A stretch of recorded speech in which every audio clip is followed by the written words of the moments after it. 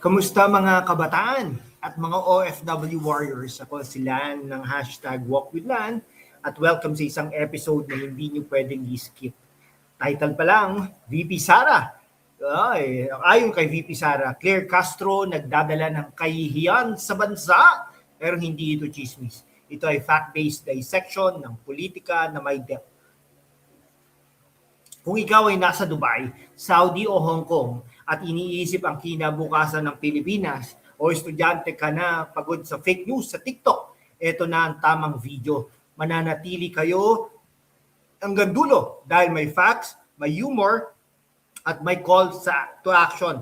Like and comment, Sara 2028, para mas marami pa tayong ma-reach. Tara na!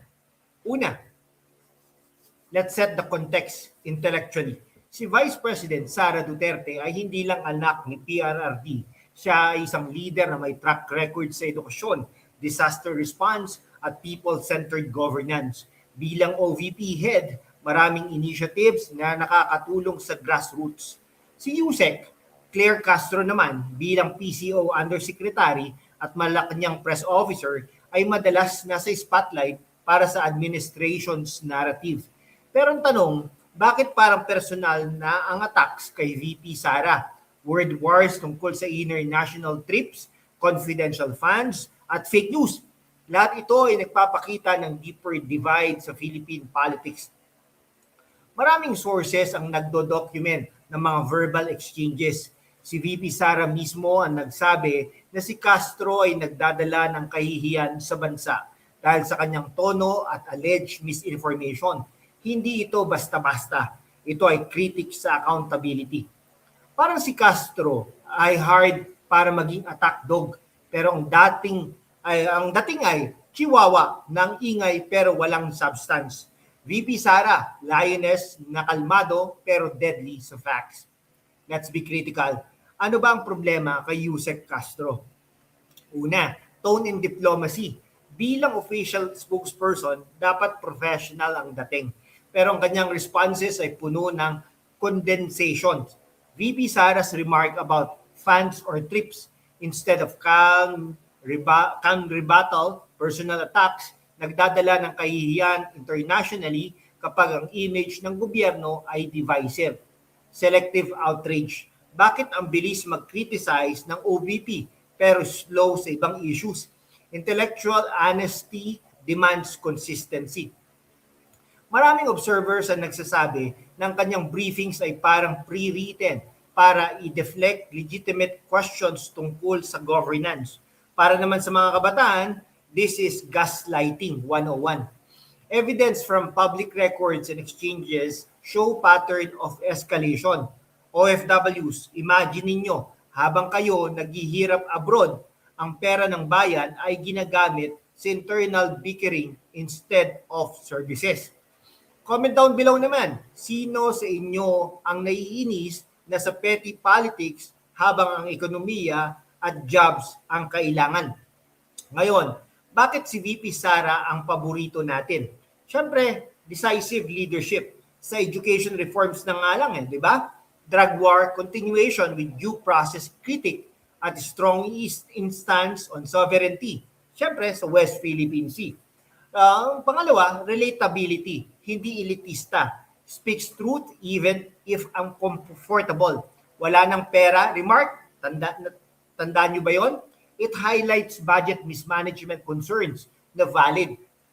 At saka may appeal po sa mga kabataan at OFWs na yun po ang target din natin dito sa ating programa, dito sa channel na ito, para sa ating mga kabataan at sa mga OFWs natin.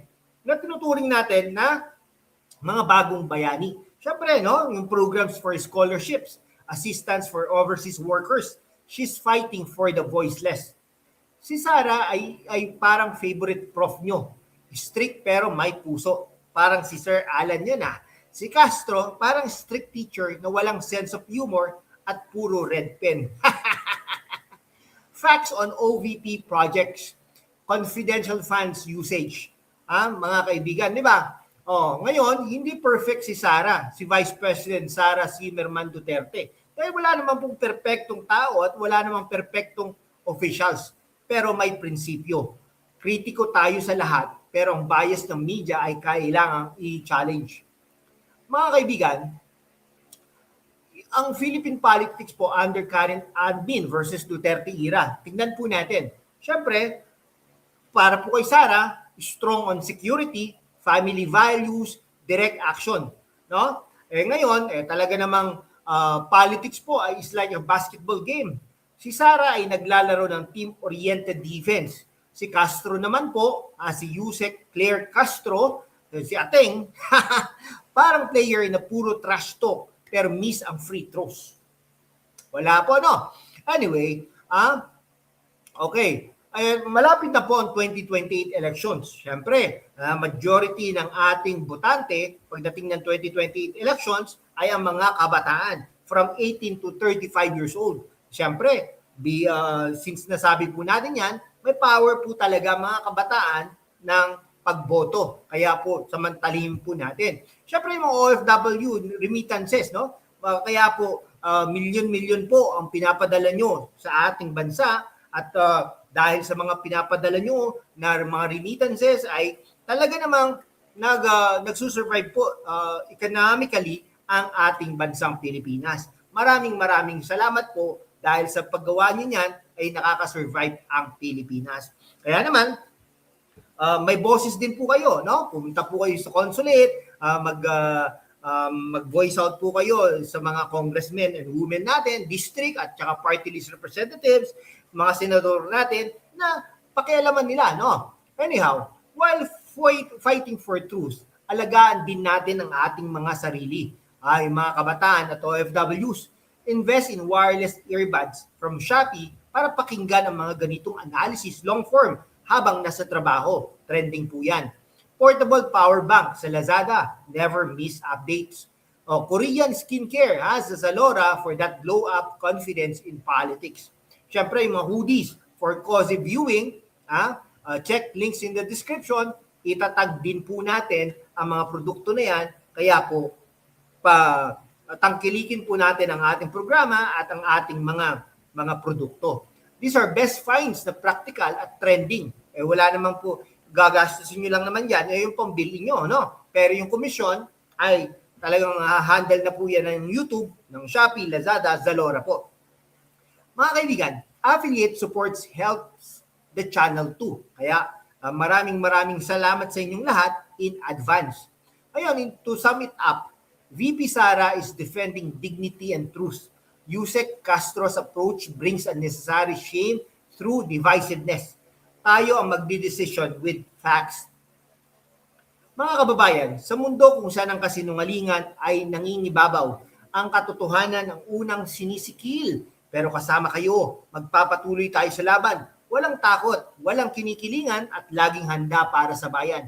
Sumali na sa aking YouTube channel membership na sa #WalkWithLan at tulungan natin ang channel na maabot ang 100,000 subscribers.